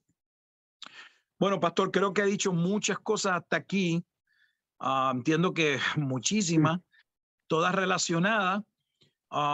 Así que me presto por si quieren algún tiempo de algunas preguntas, algún compartir. Primero que todo, muchas gracias, hermano. Súper bueno. Y le tomo la palabra para que sigamos con Zacarías 14, versículo por versículo, sería ideal. Podemos ir con calma, pero la verdad es que entendía que, como les dije, uno no puede entrar en ningún capítulo de la Escritura, ninguno. Correcto. Y mucho menos cuando es un capítulo donde uno sabe que hay una gran controversia y que un sector muy amplio de la iglesia tiene una posición X o Y que uno va a contrarrestar. Entonces, tiene uno que tomarse el tiempo para poderle explicar a la audiencia que uno tiene, a su congregación, por qué uno, como pastor, no puede llegar a esa interpretación. Entonces hay que tomarnos el tiempo de pues, hacer el ejercicio de explicar ese panorama no solo histórico, para entender dónde se ubica el libro, de qué trata el libro, cuál es la situación del pueblo y por qué se le dan las promesas que se le da, así también como ver dónde en el Nuevo Testamento, cómo se interpreta, cómo se ve lo concerniente a Zacarías, porque si el Nuevo Testamento lo ubica en el primer siglo, ¿quién soy yo para querer alargar la profecía como una goma de mascar y prolongarla por 2000 años? A menos que uno tenga una clara justificación para ello. Y esa clara justificación debe ser un capítulo y versículos. Correcto. Gracias, hermano mío. Hay algunas preguntas, hay algunos que levantaron la mano. Andrés y después Yanira, ¿ya? Andrés Seguro. primero y después Yanira. Adelante. Hola, hermano Gilberto, Sí, ¿cómo está? Dios bendiga, aquí estamos. Espero que esté. Lo que Mire, queda. consulta. Claro. Es que, Yo tengo una perdone, hoy consulta, estuve quería también saber. trabajando en mi último libro en la mañana y para poderlo, quería sacarlo hoy y gracias a Dios lo pude sacar. Es sobre Deuteronomio 32 y he estado de bien temprano laborando, así que ya a esta hora estoy bien cansado. Pero aquí estamos, dígame, hermano. Qué bueno, me alegro, vamos a estar ahí atentos. Consulta, Seguro. respecto a lo mismo que mencionó de Deuteronomio 32, yo Sí. recuerdo que la vez anterior, cuando hablamos, porque también recuerdo que vino y tocamos un tema similar, dijo Sí. que ya estaba profetizado que el pueblo, Moisés le dice al pueblo que ya iba a apartarse, estando aún ahí, del pacto que Dios había hecho con ellos. Y respecto a eso quería consultarle porque me pareció súper importante el tema de la casa, porque yo no lo había relacionado muy bien, pero cuando usted lo explicó, y por eso quería preguntarle acerca del pasaje de Hebreos 3, porque ahí el autor a los Hebreos empieza a decir en el versículo 5 del capítulo 3, dice, y Moisés a la verdad fue fiel en toda la casa de Dios como siervo para testimonio de lo que se iba a decir. Pero Cristo como hijo sobre su casa, dice, la cual casa somos nosotros. Eso es correcto, Entonces, porque somos el nuevo templo. ya, eso quería preguntarle, si es Moisés que está aplicaba en diciendo, este sentido. claro, claro. Lo mismo hace Pedro. Cuando Pedro escribe y dice, es necesario que el juicio comience por la casa. Está diciendo que vendría el juicio sobre Jerusalén. Si quieren constatar que la casa es una referencia a los judíos, una de las mejores fuentes, posiblemente erudita en ello, en términos del conocimiento de lo referente a ese tiempo, a los judíos, a todo lo que se hacía, no es otro que Alfred Edersheim. Él escribió, hay un libro que se consigue, de hecho en Kindle están muchas de sus obras condensadas en un solo libro, hay como 5 obras. Y si buscan, le ponen en el search y le ponen la casa, él mismo le va a decir que la casa era utilizada como una referencia para referirse al templo.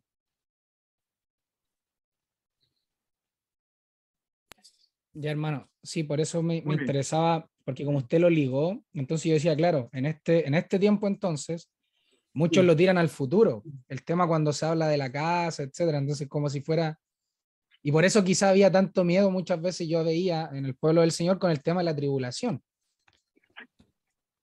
Hermano, ese es un tema que pique y se extiende. Miren, yo vuelvo y le digo, yo soy un solo hombre. Yo sé que la manera en que yo he venido interpretando el libro de Apocalipsis no ha sido una manera que necesariamente muchos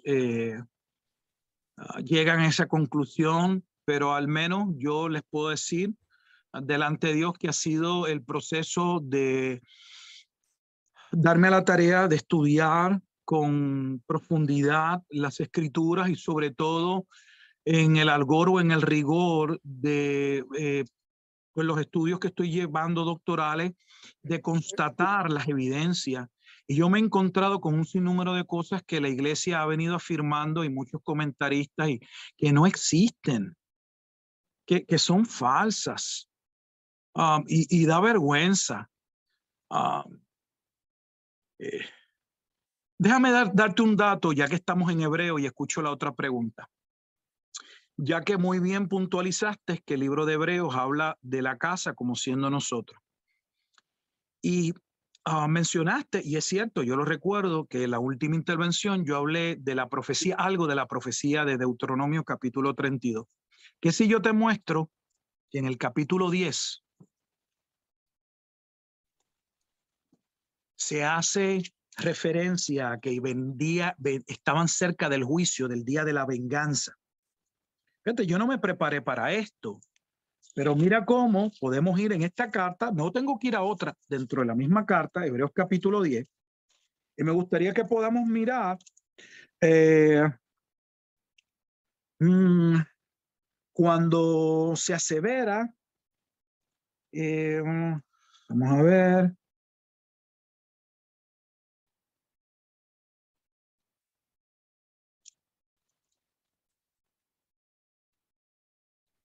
Está hablando del pacto. Ok. Estoy buscando, disculpe. Estoy viendo dónde puedo llevarlo lo más cercano a lo que quiero establecer. Puede ser Ok. el versículo 25.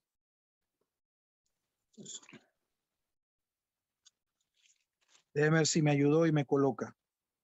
Ese no dejando de congregar no está bien, pero lo que quiero final. es llevarlos a donde habla específicamente de la venganza que vendría. Oh, Dios mío. Al final del 25 en adelante. Vamos a leer del 26, porque si pecáramos voluntariamente después de haber recibido el conocimiento de la verdad, ya no queda más sacrificio por los pecados, sino una horrenda expectación de juicio y de hervor, de fuego que ha de devorar a los adversarios. El que viola la ley de Moisés, o sea, recuerdan que hablaba de la violación del pacto, el que viola la ley de Moisés por el testimonio de 2 o 3 testigos muere irremisiblemente. ¿Cuánto mayor castigo pensáis que merecerá el que pisoteare al Hijo de Dios y tuviere por inmunda la sangre del pacto en la cual fue santificado, hiciera afrenta al Espíritu de gracia?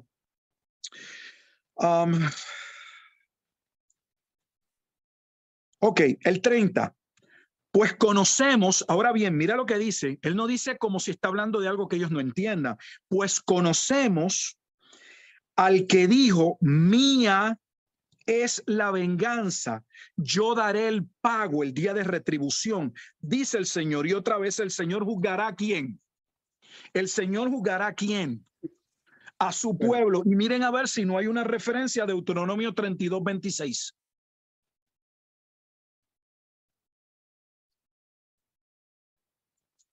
Deuteronomio 32:36. Porque mía es la venganza y la retribución, a su tiempo su pie resbalará. Israel iba a caer, porque el día de su aflicción está cercano y lo que les está preparado se apresura, porque Jehová juzgará a su pueblo. ¿A qué pueblo? Al pueblo de Israel. Ok, regresemos a Hebreo, al capítulo 10.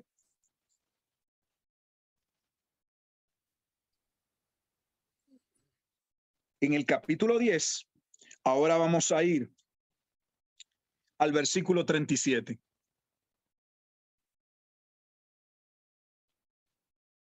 Miren cuándo lo cercano que estaba el juicio, porque aún un poquito, y el que ha de venir vendrá y no tardará.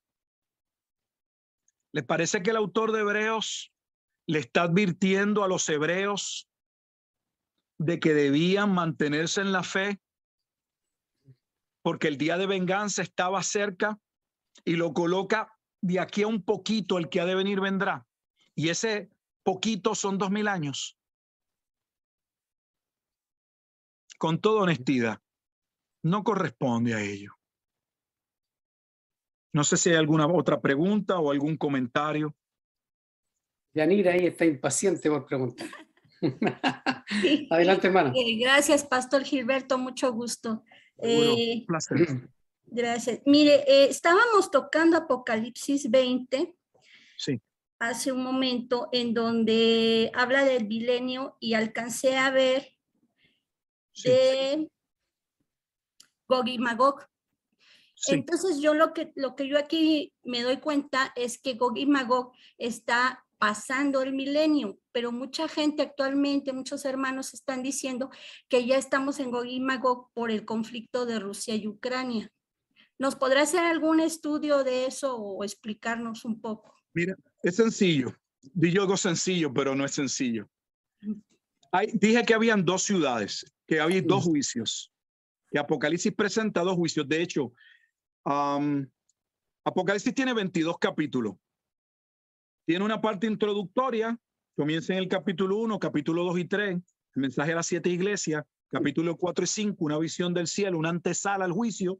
El juicio inicia en el capítulo 6, empiezan lo de los sellos, son 7 sellos, del 7º sello vienen las 7 trompetas y de la 7ª trompeta las 7 copas de la ira de Dios.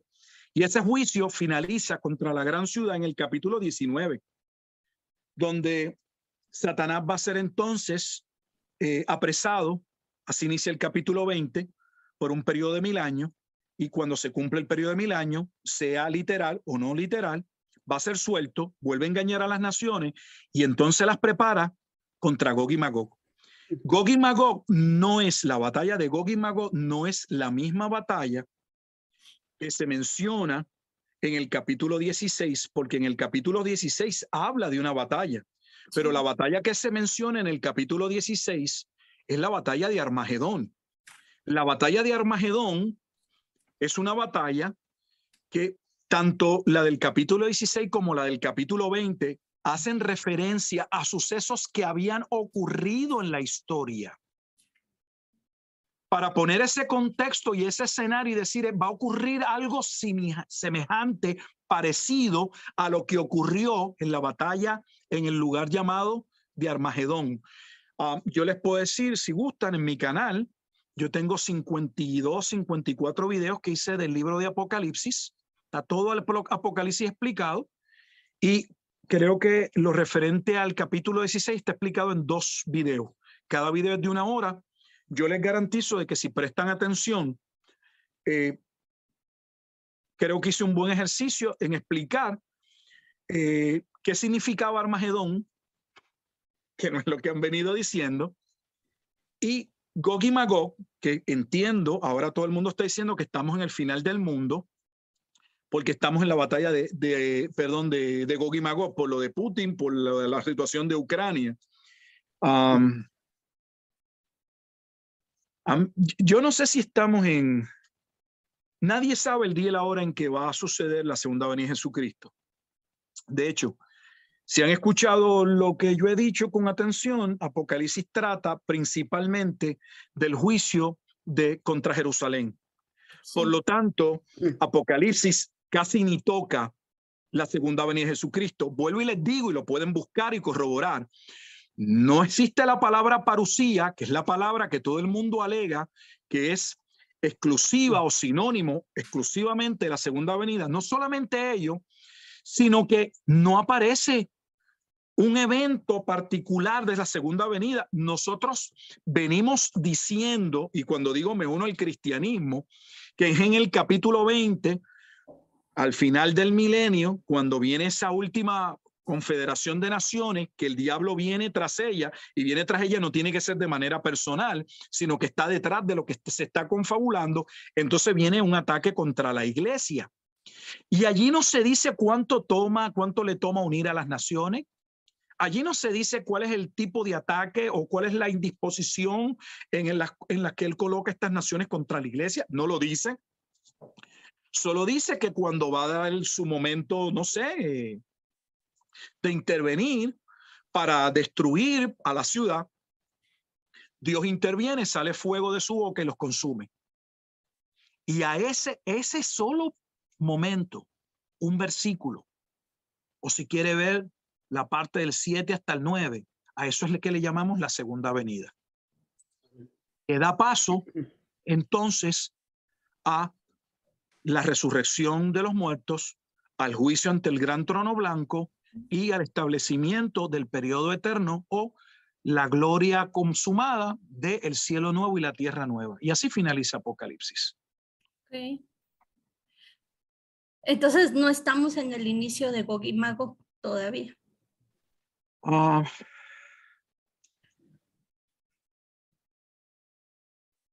Es que nadie sabe cuándo. Como el principio, o sea, porque ni siquiera está todavía involucrada Israel. Déjame ver cómo le explico. Es que la referencia a Gog y Magog hace referencia a Ezequiel 38 y 39. Así es. Habría que ir con calma. ¿Por qué? Porque el capítulo 36 de Ezequiel es el capítulo que habla del nuevo pacto, principalmente el nuevo pacto. Sí. Siendo el capítulo 37 la ilustración, digamos, de lo que va a suceder en el nuevo pacto, la resurrección de lo que está muerto, el valle de los huesos secos, que claramente dice que representa al pueblo de Israel.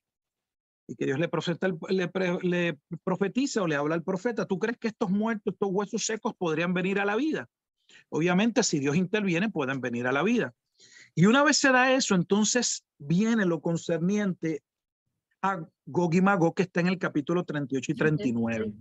Esos capítulos 38 y 39 yo los explico en los videos de Apocalipsis. Si ven, si buscan nuevamente, porque ahí entro con lujo de detalle y explico, les puedo enviar el enlace. Ustedes pueden llegar al capítulo que quieren. Si quieren ver lo de Almagedón, es Apocalipsis 16. Si quieren ubicarse en lo referente al Gog y Magog, entonces van entonces directamente a Apocalipsis capítulo 20. Y allí van a ver, creo que son 1 o 2 videos que hice sobre Gog y Magog. Y allí está una explicación detallada. Si luego de verlo tienen duda, en el mismo search me pueden preguntar, o directamente a mi email se los puedo dar y con gusto les respondo, porque eso sería otro tema y toma tiempo, porque cuando yo expliqué, me tomé el tiempo de explicar los capítulos 38 y 39, de nuevo habla de 2 momentos diferentes y surge el mismo problema con Apocalipsis, y hay 2 juicios, pero 2 juicios que no se separan por no hacer un estudio cuidadoso y se ven como un mismo juicio. ¿Cómo, de nuevo, cómo puede Dios estar llevando un juicio 1000 años antes o 1000 años después? ¿Cómo puede llamarle prostituta a la ciudad y luego ciudad amada? ¿Cómo puede destruir la ciudad y en el otro protegerla? Es obvio que no está hablando del mismo evento, pero lamentablemente, y lo digo con humildad, pero hasta con coraje, los cristianos no leen sus Biblias. Y el problema es que lo que estamos es saturados de un sinnúmero de interpretaciones que, como entiendo, han sido generalmente aceptadas, están en la boca de los llamados hombres de Dios, pues las damos como nuestras creencias regularmente. ¿De dónde provienen nuestras creencias? Salgamos de la Biblia. Hemos hecho investigaciones sobre las cosas que creemos. No, ¿de dónde las aprendimos? En la casa, en el hogar, una tía, mi abuelita, mi mamá. Y bueno, y las adoptamos, nadie las cuestionó. Y hemos seguido con ellas. ¿Nos hemos tomado el tiempo de ver si son reales o no? No. Y ese es el problema. Yo no sé si ustedes saben quién es Gary DeMar, pero Gary DeMar posiblemente es uno de los escritores de profecía, a mi juicio, muy competente. ¿Saben cómo él llegó al estudio que llegó? Pues él aprendió lo mismo que yo aprendí. Estoy seguro que muchos aprendieron del rapto y toda esta cuestión de Scofield, bla, bla, bla. Pero cuando él se puso a leer el Nuevo Testamento, solo a leer el Nuevo Testamento se percató de que aquí como que hay unas cosas que no cuadran. A mí me dijeron unas cosas, pero yo estoy leyendo otras cosas. Entonces, una lectura, pero no una lectura de un versículo hoy y un versículo mañana, no leyendo la Biblia como si fueran manantiales en el desierto. Un estudio serio. Los libros y las cartas de la Escritura no se nos dieron para leer un versículo hoy y un versículo la semana que viene. Para leerlos completos. Pero no nos tomamos el tiempo de leerlos completos. Y si no se leen los libros completos o las cartas completas, uno no puede tener un conocimiento general, aunque no exhaustivo, de qué trata, de qué habla, cuál es la temática. ¿Ve? Y uno empieza a especular. Y el problema es que cuando no tenemos el contexto, lo natural es que nosotros le ponemos el contexto. Porque ninguna doctrina se desarrolla en un vacío teológico. Algo tiene que ser usado de fundamento. Y cuando no usamos el fundamento de la propia Escritura, empezamos con nuestras suposiciones, con cómo a mí me parece, cómo tú lo ves, y terminamos en un mal de idea, cuando la Biblia debería ser mirada de manera objetiva. Y si la miramos de manera objetiva, entendiéndose, interpretándola a la luz de la propia Escritura, tendríamos menos problemas. Llegaríamos a resultados mucho más parecidos. Porque si ambos utilizamos una misma ecuación y un mismo procedimiento y tenemos unos mismos números, deberíamos llegar al mismo resultado matemático. Sí, pastor, ¿nos puede, por favor, pasar la liga? Yo no tengo esos videos, me gustaría verlos. Yo les voy a enviar el enlace al canal. De hecho, me consigue muy fácil, mi apellido es muy raro, Rufat, R-U-F-A-T, con que pongas Rufat te voy a aparecer.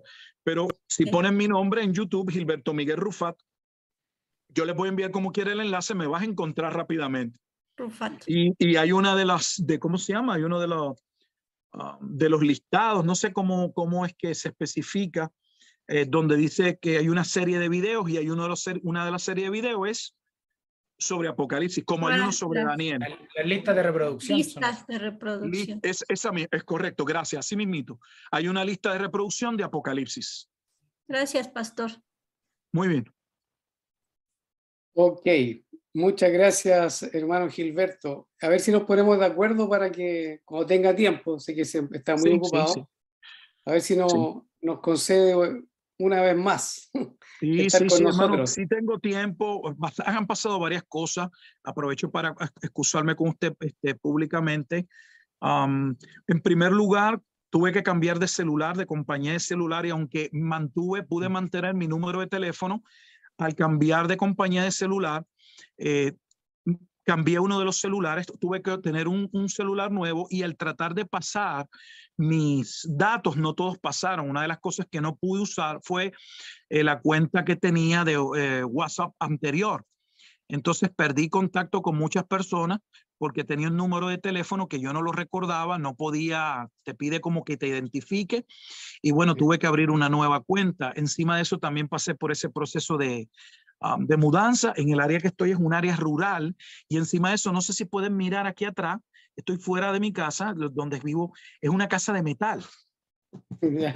Entonces, ¿qué pasa? No entran las ondas, tras que es de metal, está insulada, vivo en Estados Unidos, y entonces tengo problemas porque básicamente el internet, aún los teléfonos casi no tengo señal. No sabía que en una casa de metal eso me podía pasar.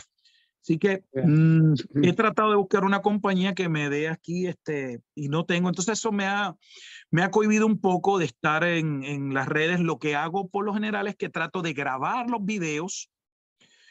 Veo la mejor hora que tenga internet o lo grabo con calma, y ya uno, pues como no se interrumpen porque lo estoy grabando sin internet, luego entonces subirlo. Y ya alguien puede ver el video bien, pero es porque lo grabé previamente, porque ya no tengo la facilidad del internet que tenía. No la tengo. Tenía fibra óptica en un momento dado, 300 megabytes por segundo, era rapidísimo.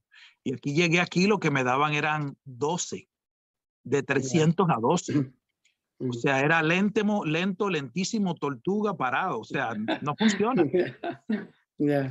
Pero, pastor, gracias nuevamente. El libro que acabo de terminar hoy, que está publicado primero en formato digital, mañana espero trabajarlo para subirlo paperback, es sobre Deuteronomio 32:1 al 47. Es el cántico profético de Moisés, donde la razón por la que me he tardado en mi tesis es porque me di cuenta.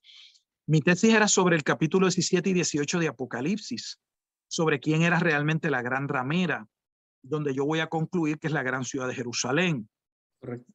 Pero el capítulo 19 me ayudó muchísimo, porque el capítulo 19 habla del día de venganza, y entonces ese día de venganza fue cuando lo busco, estaba haciendo una referencia a Deuteronomio 32, y yo nunca realmente le había dedicado tiempo a Deuteronomio 32.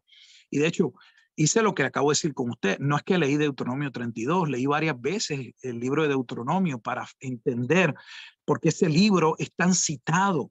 Es tan maravilloso que Pablo lo cita en Romanos 10, en Romanos 11, en Romanos 12, en Romanos 15.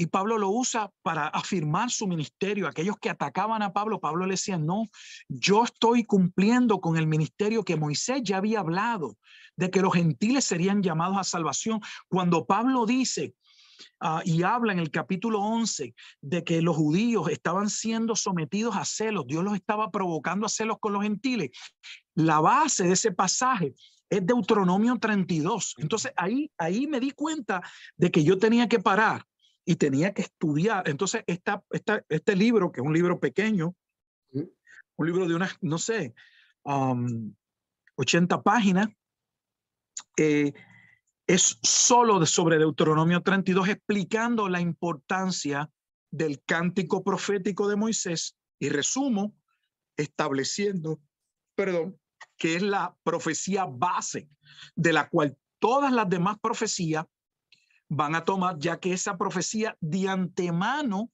presagiaba la destrucción de Jerusalén y colocaba el momento en que los gentiles pasarían a ser parte del olivo, como se establece en Romanos 11. Bueno, mi perrita, estoy afuera y ya las tuvieron que sacar porque me ven afuera y quieren salir afuera, pues si lo oyen ladrando, tengo 3 perritas, 3 nenas. Bueno, gracias nuevamente, Pastor Herrera, y Muchas gracias. nos comunicamos. Y Dios mediante, voy a tener que hacerlo como lo estoy haciendo acá afuera porque vi que acá afuera no tengo problema y creo que ahora va a mejorar. Lo que pasa es que aquí en Texas hasta los otros días tuvimos 20 y pico, 19 grados. Claro, yo no se puede poner algo, pero ya me he enfermado en varias ocasiones. Entonces, pues, trato de ya no estar tanto en el frío, porque bueno, de Puerto Rico vivimos en un eterno verano. Y llegar aquí, entonces el frío, caliente, y Texas es un estado donde usted puede estar, entrar a un comercio en 70 y pico, 80 grados, y luego salir y estar en 20 o 30. Es una locura en este tiempo. Entonces se enferma uno, hay muchos cambios bruscos, y si uno no está con su ropa adecuada, pero ahí vamos. Así que gracias nuevamente a la iglesia y gracias, Pastor, por el tiempo. Adelante en el Señor, como siempre digo. Muchas gracias, hermano mío. Los hermanos seguramente querrán también agradecerle y despedirse. Así que adelante, hermanos. Gracias, Pastor Gilberto, por estar con nosotros. Muchas gracias. Bendiciones. Que el Señor le bendiga igualmente. Gracias, Igual Pastor. Dios usted, bendiga, descanse. gracias. Ha sido un gusto, Pastor. Muchas gracias. Igual, bendiciones. Gracias, igualmente. Pastor, Seguimos en contacto. Seguimos en contacto entonces. Sí, seguro que sí, Pastor. Me despido temporalmente. Dios mediante. Amén. Nos vemos luego, ¿ok?